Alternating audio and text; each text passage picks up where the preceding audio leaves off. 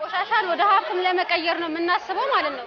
ከዚሁም ገበሬው በቀላሉ ከሀገሩ ይሄንን ነገር እንዲያገኝ ከውጭ የሚያወጣውን ወጪ ለመቀነስ ነው ያሰብነው ማለት ነው። አሁን ገበሬ ከውጭ ሲያመጣ አንድ ኩንታል 5000 ምናምን ብር ነው የሚገዛው። እኛ ጋር ግን አንድ ኩንታል ለመግዛት 400 ብር ነው። ገበሬው በቀላሉ ከሀገሩ የሚያገኛት በረከሰ ዋጋ ይጠቀማል ማለት ነው፣ ያገኛል ማለት ነው።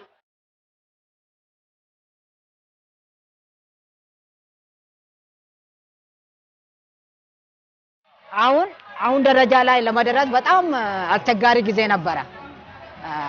ለጥሬ ዕቃ ለማግኘት ጥሬ ዕቃ ስናገኝ ደግሞ የመኪና አለ፣ የጉልበት ሰራተኛ አለ። ብዙ ጥረት አድርገን ነው እዚህ ደረጃ ላይ ስንደርስ ማለት ነው። ከዛ በኋላ አሁን ይሄ ኮምፖስት ነው የምንሰራ። ኮምፖስት ማለት አሁን ሰዎች ምንድነው ፊግ ነው የሚያውቁት እንጂ ኮምፖስት አያውቁም። አሁን ብዙ ይሄ ዘርፍ አይታወቅም። አሁን ነው ትንሽ የምታወቅ የመጣ ማለት ነው። ስለዚህ አሁን ይሄ ኮምፖስት ለመስራት እኛ ለጉልበት ነው የምንሰራ፣ ለጉልበት ነው የምንሰራ።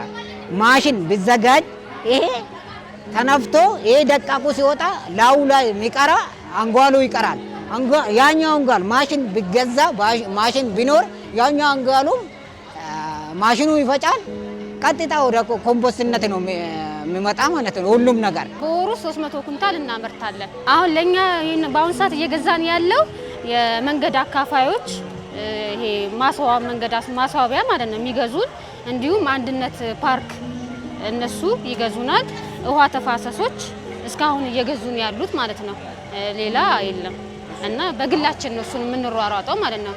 ስለዚህ ይሄ መንግስት ይሄ ዘርፍ አይታወቅም። አሁን መንግስት ትኩረት ሰጥቶ ይሄ ኮምፖስት ሁሉም ሰው እንዲጠቀም ማድረግ ነው የምንፈልገው። እኛ አብዛኛ ማሽን ነው የምንፈልገው፣ ማሽን ዘመናዊ ሼድ ነው የምንፈልገው። ስለዚህ መንግስቱም ወደ እኛ ትኩረት አድርጎ ቢሰራ ምሻል ነውናል ማለት ነው። እኛ አሁን ይሄ ብንሰራ ምንድነው ሌላ የከተማ ቆሻሻ ወደ ሀብትነት ነው የምንቀይረው።